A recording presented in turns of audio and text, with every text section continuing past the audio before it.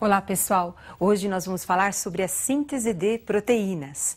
Proteína é uma das substâncias mais importantes que nós temos aí na nossa célula, no nosso organismo, porque a proteína é responsável por todas as reações que ocorrem na vida dos seres vivos. Por exemplo, a cor de um olho depende, se ele for claro ou escuro, da quantidade de pigmento produzido pela célula do olho. Esse pigmento produzido depende da proteína, que é uma enzima que vai ativar a produção desse pigmento. E a pergunta inicial desta aula será: como se determinam as características de uma espécie? Todas as nossas características estão nos nossos cromossomos. Temos aí a fita de DNA, a substância que forma os nossos cromossomos.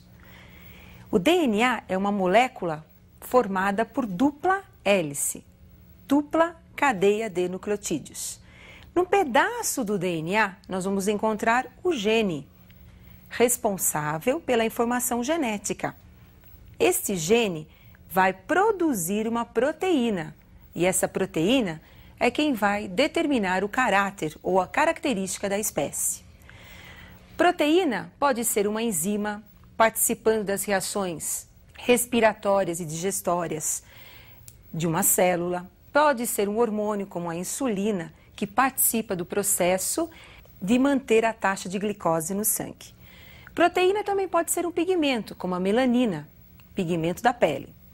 Então, como nós acabamos de observar, o DNA é formado por uma dupla cadeia de nucleotídeos. E os nucleotídeos são representados pelas bases nitrogenadas, como nós acabamos de ver. Eu estou insistindo muito nisso para vocês entenderem a próxima parte da nossa aula, que é como é que ocorre essa máquina de síntese de proteínas. Porque para o DNA traduzir a informação genética, é necessário estabelecer um contato entre o DNA, onde tem a informação, e a síntese da proteína, que são os ribossomos.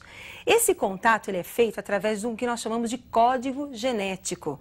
O código genético ele é universal, ele é válido para todos os seres vivos. E ele é representado, então, por símbolos, que são palavras que vão determinar a proteína a ser produzida. Aonde fica esse código genético? Esse código genético nós vamos encontrar no DNA. Observe agora uma informação importante para vocês. O DNA ele tem uma sequência de bases nitrogenadas, mas a cada 3 bases nitrogenadas nós vamos encontrar um códon.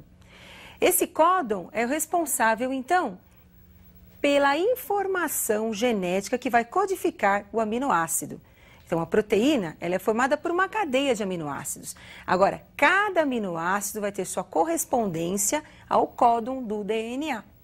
Então, é o DNA que formam palavras, e essas palavras que são os códons é que vão ser traduzidas nos ribossomos e lá nós vamos encontrar a síntese da nossa proteína. Agora, isso é muito complexo e eu preparei um esquema bem resumido para você entender melhor como é que funciona essa máquina de produção de proteína.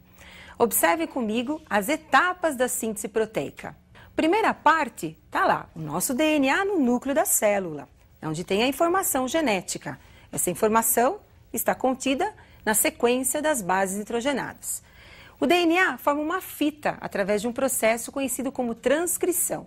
Então, do DNA, nós vamos formar o RNA mensageiro. O nome já está dizendo, mensageiro porque está carregando a informação do DNA. Este RNA mensageiro, ele sai do núcleo através dos poros da membrana nuclear e vai para a carioteca. Aliás, vai para o citoplasma. No citoplasma, o RNA mensageiro se liga ao ribossomo. Vocês estão observando os aminoácidos na tela? Esses aminoácidos entraram na célula após a digestão.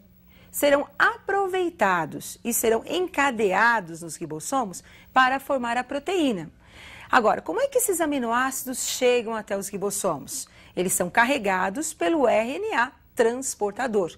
Como é que o RNA transportador carrega esses aminoácidos? Através da informação do RNA mensageiro. Então, observem, toda proteína, ela precisa do DNA, que tem a informação, e do RNA, que é quem vai executar essa informação. Porém, Essas informações às vezes podem ser defeituosas. Nem sempre as proteínas são produzidas de forma adequada, são proteínas normais. Vamos pensar no caso da insulina, que é uma proteína produzida pelo pâncreas. Em muitos casos, a insulina deixa de ser produzida pela célula pancreática por um erro no código genético, ou diminui a sua produção. Se tem uma taxa muito baixa de insulina, o que vai acontecer com a taxa de glicose no sangue?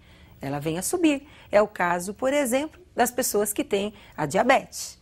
Então, o excesso, né, de açúcar no sangue, que vai causar a diabetes, é por uma deficiência da proteína insulina.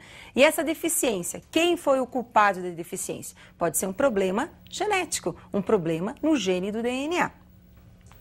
Agora, para vocês entenderem o mecanismo de toda essa tradução da informação, eu gostaria que vocês acompanhassem a tabela com os códons do DNA e do RNA. Observem alguns exemplos de códons de DNA e de RNA. Nós temos aí códons de DNA. Então, o G representa a base guanina, o A, a base adenina, o outro A, adenina. Então, perceba, eu tenho uma trinca de bases, que é o GAA. Então, eu tenho um códon. Este códon vai ter uma correspondência no RNA mensageiro. Lembram da tabela anterior? O G pareia com o C, o A pareia com o U e o A novamente com o U. Então, na sequência GAA, o correspondente vai ser CUU. E o aminoácido correspondente ao códon é o aminoácido leucina. Observem um outro exemplo, CGG, DNA. O códon do RNA mensageiro, GCC. E o aminoácido que vai ser transportado é a alanina. Códon do DNA, CAT, mensageiro, GUA. E o aminoácido que vai ser transportado é a valina. Percebam por essa tabela que eu tenho aí uma sequência de 3 aminoácidos. Então, eu vou ter 3 códons. Para 3 aminoácidos, para 3 códons, eu vou precisar de 9 bases nitrogenadas. Então, como acabamos de verificar, toda proteína ela tem a informação no DNA. Só que o DNA não pode sair do núcleo, ele tem que ficar no cromossomo. Então, o que ele faz? Ele replica essa informação através de outras células e também transcreve essa informação para o RNA mensageiro. Então, temos aí a participação do RNA mensageiro carregando a informação do DNA. O RNA mensageiro sai do núcleo, vai para o citoplasma, atravessando os poros da membrana nuclear e chega no ribossomo. Lá no ribossomo ele se liga e daí nós vamos ter a organização dos aminoácidos. Quem é o responsável pela organização dos aminoácidos? É o RNA mensageiro que tem a informação e o RNA transportador que carrega os aminoácidos até os ribossomos. Daí nós vamos ter a proteína formada.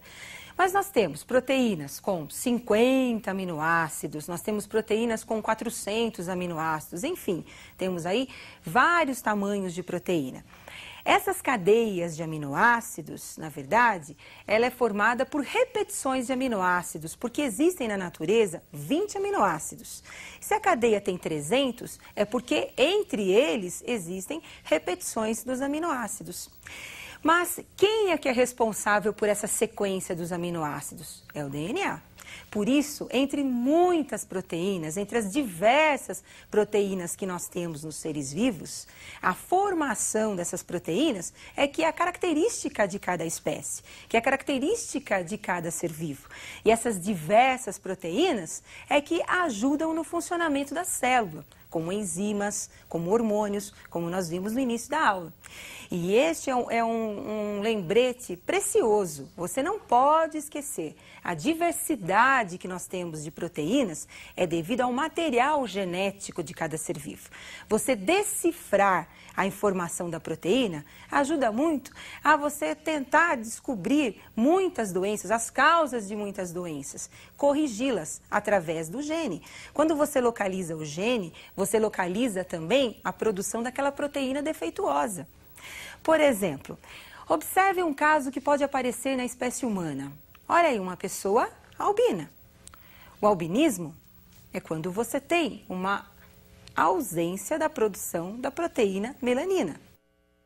A pigmentação da pele, ela varia com a produção da melanina. O albino não tem a melanina, não tem a produção desse pigmento. Por quê? Porque é uma característica genética da espécie. Bom, com isso eu finalizo essa aula importante e espero que você possa aprofundar um pouquinho mais esse assunto, que ele é muito importante. E eu aguardo vocês para a nossa próxima aula.